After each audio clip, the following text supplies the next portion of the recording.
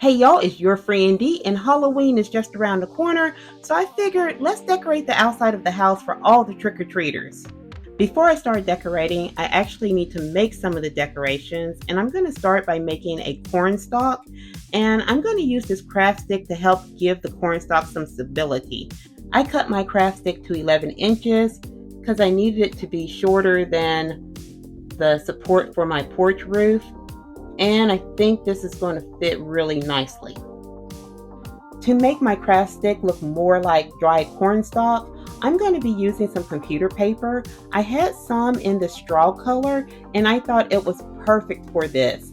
So I cut a bunch of strips and I kind of eyeballed these. Some of them are about 1/8 of an inch in width and some maybe 2/8. I also cut out some pieces of the paper to be the longer leaves of the cornstalk, and these are cut in a feather shape. And once again, I kind of eyeballed my shape on this. So this one is about 4 inches long, this one's about 3, and this one is about 2. And I did have to make several of those because I will be making 2 cornstalks. I'm also going to use this rope. It's kind of like a twine that you can unravel. And I'm going to use this to mimic those hair fibers that you find on ears of corn and on the corn stalk. To start with, I've already cut off about 1 inch of that rope, and I'm going to glue that to the top of my craft stick. Now that it's glued in place, I can further unravel it. This way I don't have to worry about all of these little fibers going all over the place. So just play around with it, and I will trim this later, but for now I want to try to get these separated where it looks more like individual hairs. So this is what it looks like with the fibers separated, and now I can start adding on some of those leaf pieces. I'm going to start with my smaller leaves, and these are the ones that are about 2 inches in length, and I'm going to glue this first one on the front here. But I don't want to glue it to my hair fibers. I'm just going to take this bottom portion of the leaf and glue it in place. I have my first leaf glued into place, and you can see I only glued it here at the base, and that's because I need these to be able to bend later. But for now, I'm just going to keep them all straight, and I'm going to start adding some more. I decided to only use 3 of the shorter leaves, and I did vary the height. So the one in the center is at the highest point. Then the second one I brought down a little lower, and the third one even lower than that. And now I'm going to go in with some of my strips that I cut. The computer paper I'm using was already 11 inches in length, so my strips are the same length as my craft stick. So I'm just going to line a couple of strips up with the bottom and glue it towards the middle here. That way the end is free to move and the top portion will be free to move. So I have about 4 strips glued on now, and I did glue them towards the middle of the craft stick, and I decided to go ahead and add a little glue towards the top. But you can see they are still loose at the very end. Now I'm going to take the second size of my leaves and glue those down just a little bit lower. I don't want them to cover up the shorter ones at the top. So I have 3 of the medium-sized leaves glued into place. There's one here, and one here. And I don't know if I said it in the beginning, but I'm not really gluing anything to the back because this is going to be leaning up against the porch support, so I really don't need anything on the back side. Now I'm going to add more of my strips. So I've added quite a few strips. I did not count how many. I just kept adding until I liked the way that it looked.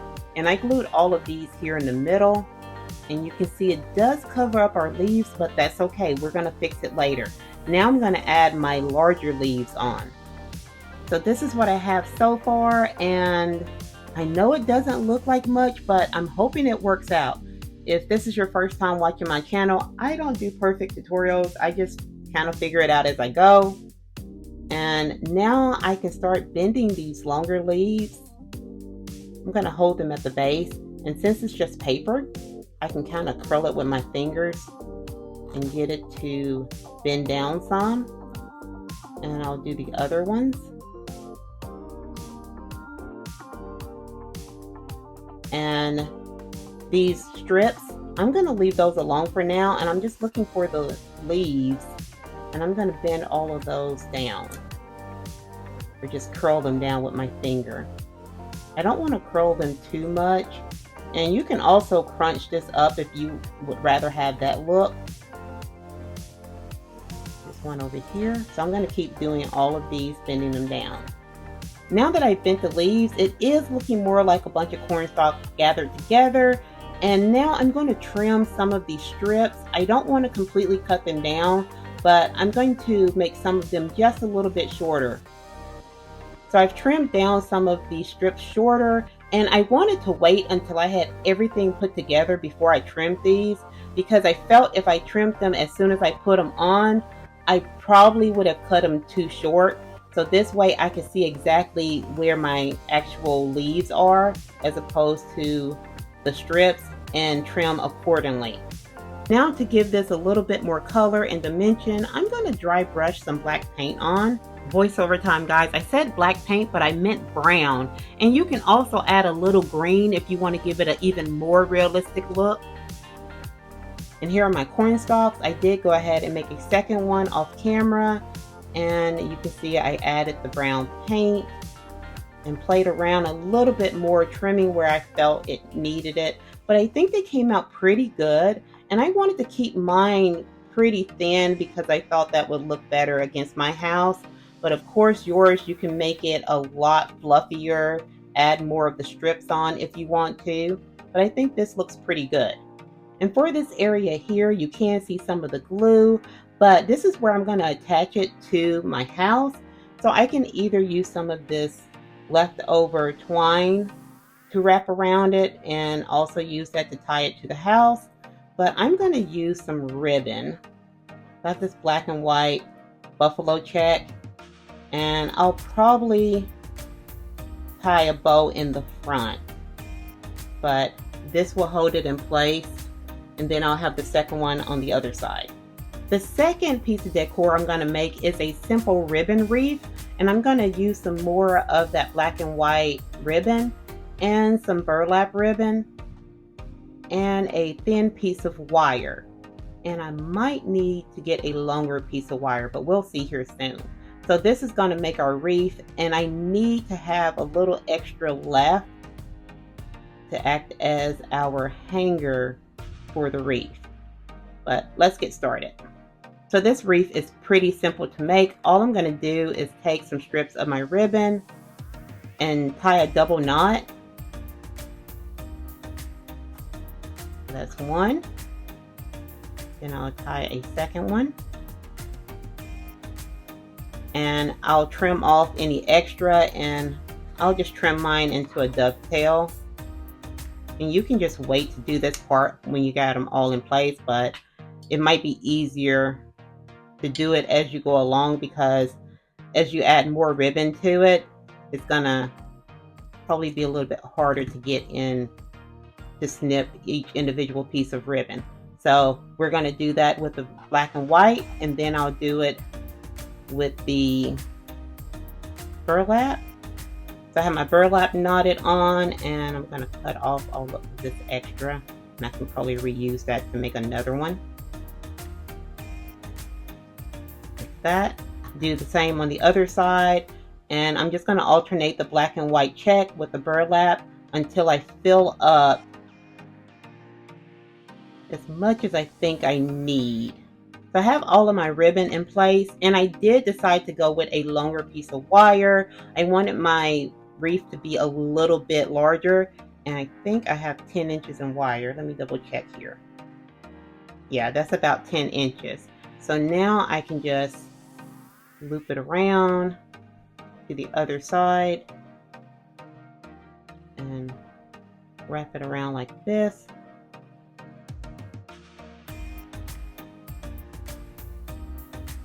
And just play around with my ribbon, getting it in the shape that I want. And this extra piece here is going to act as the hook for the door. Here's the finished ribbon wreath, and I think it came out really nice. You can just keep playing around with it until yours looks the way you want. And I do wish I had some orange ribbon to add to this just to make it pop a little bit more. But I think what I like most about this is that around Christmas time, I can just undo this because I did leave myself a lot of extra wire, and I can spread these out and add some red ribbon in for Christmas if I want to. Or for Easter, I could add pink into it and it will still look nice. And since I don't have any orange to help this pop out for Halloween, I can go in with some little embellishments. So I have these little berries. I could add those. I could also add some things like these little acorns or pine cones. Yeah, these are pine cones. So add that to there. That would look nice. Or if I want more of a spooky vibe, I can add things like bats and spiders. This is a ring from the Dollar Tree. And you can either cut that off and glue the bat on, or just use that as a clip like that. And I think that works. Next, I'm going to make a simple flag banner, and I have some leftover orange paper and this black and white paper left over from another project. And I'm going to cut them into little flags like this. And the size I'm going for is about 1 inch across the top, and from the very bottom to the top is about 1.5 inches. I have all of my flags cut, and I was going to glue these onto string to have them hang across the front of the house. And when I went to take the ribbon off the spool, I had about only 3 inches left, and I need more, about 11. So I took some black paperboard because I'm not running back out to the store just to buy some black ribbon. So I took black paperboard. What the heck? Okay. Whew, I got to get focused again. I thought I was going to have to dive on the floor, y'all. We have new neighbors that just moved in, and apparently their car makes loud popping noises. And I heard it for the first time last night, and I was like, what's going on? And I just heard it again. I don't know if my mic picked it up, but I went to the window just to make sure, and it's their car. So now where was I? Oh yeah, so I had to use paperboard instead of the ribbon, and I just measured out 11 inches because that's how long I wanted mine to be. And I gave it a slight curve, almost looks like a smiley face. And I'm going to take my pieces and just alternate the black and white with some of the orange pieces and just glue them along my black paperboard. Here's the finished flag banner, and I'm just going to use temporary poster putty to attach this to the house. The next thing I'm going to make is a cute little trick-or-treat sign, and I have a leftover piece of a craft stick, some more of that orange paper, and some paperboard that was left from a previous project. And I think this is 2 or 3 layers glued together. But I'm going to glue this orange paper on top, write trick or treat on it, and then I'll glue it to my craft stick. Here's my finished sign, and I just kept mine very simple. I just wrote trick or treat on it. And I did have some of this black and white paper left, so I just made another flag banner to go at the bottom, just like I made the larger one for the house. Now I can start decorating the front of the house, and I'm going to use the items that I made today, plus some items that I've had for a while.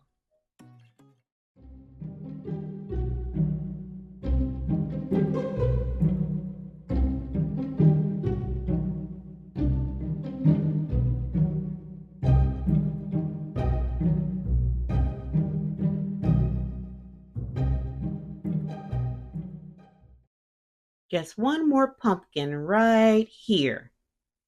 There. Perfect balance of cozy and festive. Festive or boring? Roger, what is that supposed to be? The centerpiece for a spooky masterpiece. I said I wanted cute pumpkins and cozy vibes. You brought a skeleton that looks like it eats cute pumpkins for breakfast. Exactly. It's all about the contrast. Sweet and scary, pumpkin spice and panic. You can't mix pumpkin spice and panic, Roger. That's not a thing. It is now. Roger, come on. You can't spell Halloween without a little chaos. You know what? I'll give you one corner for your creepy nonsense, but the rest stays cute. One corner? Why buy a spooky shack in the middle of the spooky woods if you're not going to use spooky decorations? First of all, stop overusing the word spooky. Second, it's not a shack. You're the one who told me it was a fixer-upper. Fixer-upper with haunted potential. Oh, cute pumpkins, Tonja. Love the cozy vibes. And whatever that is. Hey, that's Sir Bonington III. Show some respect. Well, Sir Bonington looks like he needs a sandwich and a makeover. Huh. Maybe I'll knit him a scarf, cozy and creepy. Well, all right, Tonja. Now you're getting into the spirit.